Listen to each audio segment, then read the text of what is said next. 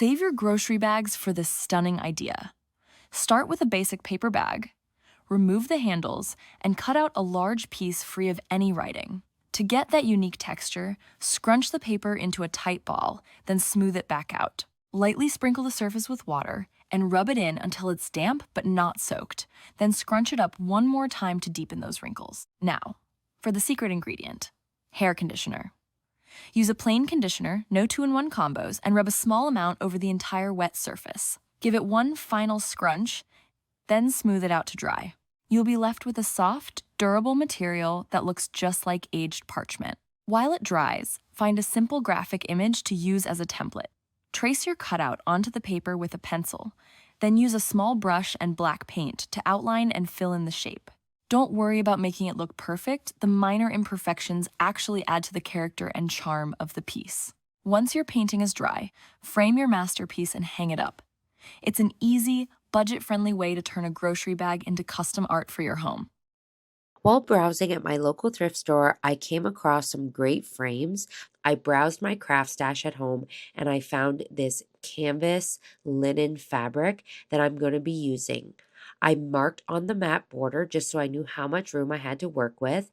And then I took some black acrylic craft paint and I used a foam pouncer and I pounced it onto my daughter's hand.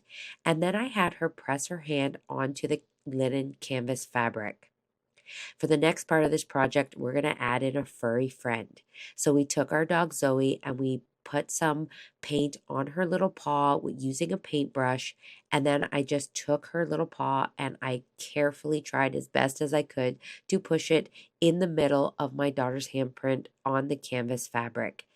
My dog is a little hyper, so she wiggled and squirmed a little bit, but we were able to get what I think was a pretty good paw print. So I cut the canvas fabric down to fit into the frame, and then I replaced the matte border around the prints and put it back together. Before I put the backing on though, I just wrote on the back of the matte border their names and the year so that my daughter will always remember when we did this. Now what she is left with is a cute, adorable print for her room of her and her four-legged best friend. So I am using pre-mixed pouring paint. This is Mixed Media Grow pouring paint. You can use any pre-mixed pouring paint or you can mix your own. Totally up to you. I'm going to start off with white just to get a background covered.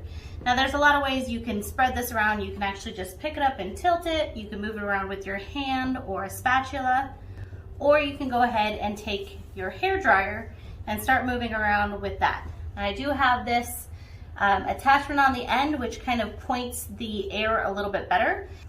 And on this hair dryer I have it on cold, but I'm going to use high air for this. Alright, I've got nice coverage on the base, so I'm going to start putting on my colors here, and I'm going to start off with a little bit of this color. It's called Chocolate Magic, and it is a metallic brown, and I'm only putting a very little bit.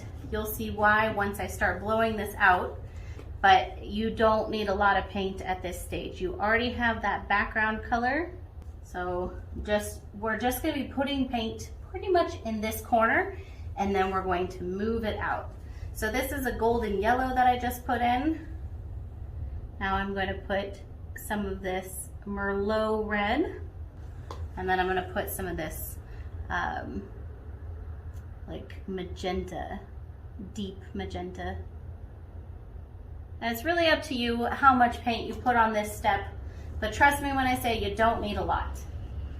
I'm going to use also just a tiny bit of the yellow to kind of do some little accents through my pink.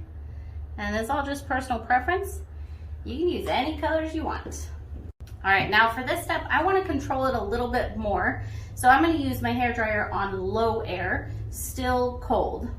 Now up here, I want to push this out even more, so I am going to go ahead and put it back on high air. Just be careful, it's a little more difficult to control it when you do this, but it's a lot of fun. It's going to really move that paint, so here we go. Now let's say there's an area you're not totally happy with, like over here, I wanted there to be some color there. So I'm going to go ahead and just add a little bit more paint in here. I'm just going to add a little bit of the pink and a little bit of the Merlot, and then I'm going to push that one area out.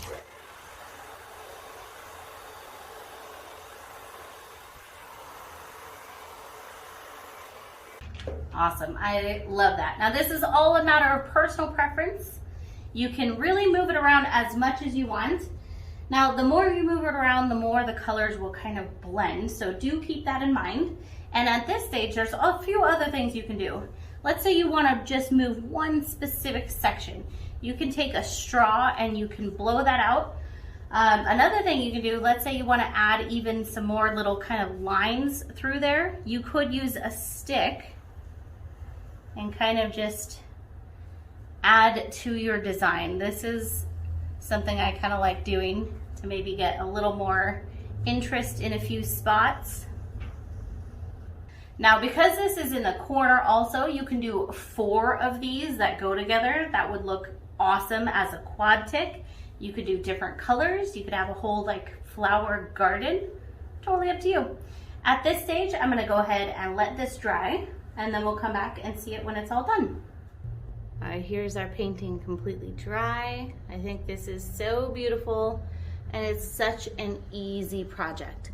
And you can use any colors you want. I actually hung one below it here that I did with blues and pinks. I also think is very pretty. And I think it'll look amazing to do a whole set of 4 of them of different colors. But once again, optional. We are going to start this craft off with 2 small canvases. You could also use medium or large ones depending on where you want to go and hang this. Have the 2 canvases almost touching. Take a colored pencil and draw a half circle on both canvases. Use a bright colored pencil. It will make the next few steps a lot easier if you do so. Use the semicircle as a guide and line your ruler up with the point in the semicircle. Draw lines of various lengths. I drew 12 lines in total on each piece, but you can draw more or less. Just make sure to not overcrowd it. Outline the semicircle with hot glue first. You might want to go over it a few times to give it more texture and also raise it more. Work on outlining any details in the middle for the first canvas. Since this one is going to be the moon, I'm just outlining the craters. Follow as slowly as you can for the lines that are branching off of the semicircles to try to get them as straight as you possibly can. You might need to go over these lines at least 2 times or possibly more to get them raised a bit. The second canvas, which is going to be a sun, needs some texture in the inner portion. To create texture, dot with your glue gun rapidly. It might look a little messy now, but it'll look beautiful later. Coat the canvas with an adhesive. I am using an acrylic medium as an adhesive, but you could always use glue or anything like that. Sprinkle sand on the top of the dampened canvas. Shake off any extra sand and fill in any blank spots that are left behind. Let this layer dry. I chose sand for this because it's going to give it a little bit more texture, plus also just make it look a lot more like there's actual rocks on here. Take the canvases outside and spray paint them. 1 black and 1 white. I kept them close to get a bit of overspray on both black and white to create a small gradient in the middle. Paint over raised parts after the spray paint is fully dried.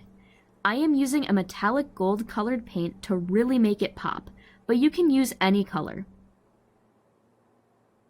Go slow, you will have to fill in a lot of textured areas.